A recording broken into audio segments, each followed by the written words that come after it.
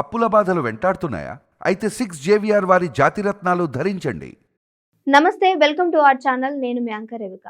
కాకి చొక్కా అంటే మన అందరికీ తెలుసు, ఒక నమ్మకంతో కూడుకున్నటువంటి ఉద్యోగి అని అంటూ ఉంటారు.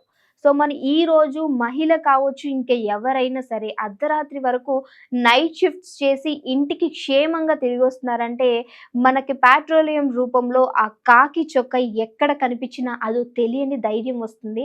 అది ఆడబిడ్డకైతే ఇంకా ఎక్కువగా. కానీ ఒక ఆడబిడ్డ ఈ కాకి చొక్క వల్ల నేను భరించలేక ఆత్మహత్య చేసుకున్నాను, నా ప్రాణాలనే వదిలేస్తున్నాను కేవలం ఈ కాకి చొక్క వల్ల అంటూ ఓ లేఖను రాసి తన ప్రాణాలను వదిలేసినటువంటి ఒక డాక్టర్ యొక్క సంఘటన సో ఈరోజు మన కళ్ళ ముందుకు వచ్చింది. అంటే మహారాష్ట్రలో జరిగినటువంటి సితారా అనే జిల్లాలో ఓ దారుణం చోటు చేసుకుంది.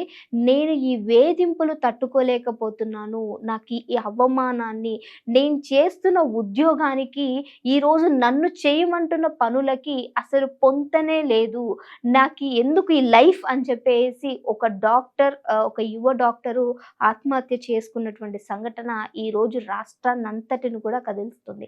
అసలు మ్యాటర్లోకి వెళ్తే ఏంటంటే, మహారాష్ట్రకి సంబంధించినటువంటి సితారా అనే జిల్లాలో ఓ హాస్పిటల్లో ఒక యువ డాక్టర్, తను చాలా అంటే పర్టికులర్గా ప్రతి ఒక్కటికి కరెక్ట్‌గా చూసుకుంటూ వైద్యం చేసేటువంటి యువతి.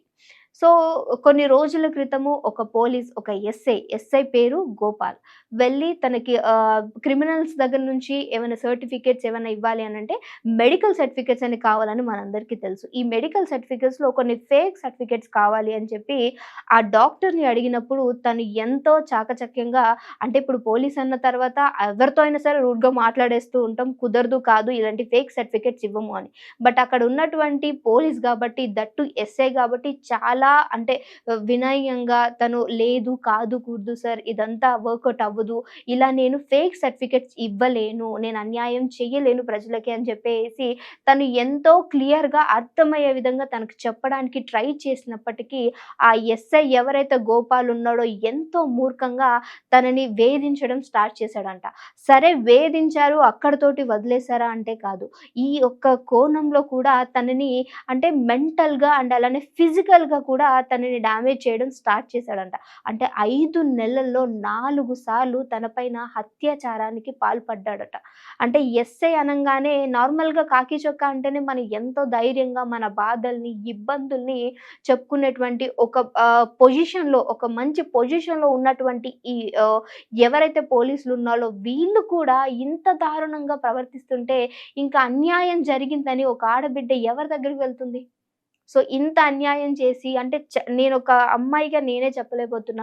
తన వెనకాల నుంచి ఎక్కడ పడితే అక్కడ టచ్ చేయడం, తన ప్రైవేట్ పార్ట్స్ దగ్గర టచ్ చేయడము, తనని ఎన్నో రోజులు ఇబ్బంది పెడుతూ మానసికంగా అండ్ అలానే శారీరకంగా కూడా తనని చాలా ఇబ్బంది పెట్టినటువంటి పరిస్థితుల్లో ఏం చేయాలో తెలియక తను ఈ యొక్క డెసిషన్ తీసుకున్నట్లు ఆ లేఖలో రాసిందట.